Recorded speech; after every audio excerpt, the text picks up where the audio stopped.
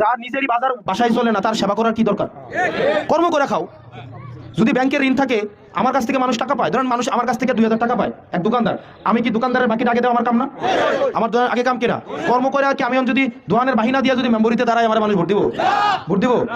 তখন মেম্বরিতে আইলে আমার কি করবো? আগে দোয়ানের বাইরে দিয়ালাম। এটা কইব নিও? কইব নি? এটা কইব না? আপনি যদি এসএসসি পরীক্ষা তো অনেকেই দিয়েছেন, এসএসসি পরীক্ষা যখন বসবেন, বসার একটা যোগ্যতা আছে না?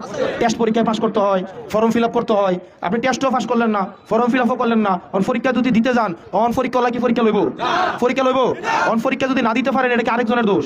এটা কি আরেকজনের দোষ? কারণ আপনি টেস্টে ফেল করছেন, ফর্ম ফিল আপের টেয়াটা দিতে পারেন নাই, অন আরেকজন দেখাই দিছে ও ফর্ম ফিল আপের এডমিট কার্ড লইয়া পরীক্ষা আয় নাই, অন যে দেখাই দিছে তার কি দোষ? দেখাই দেওয়ার দোষ।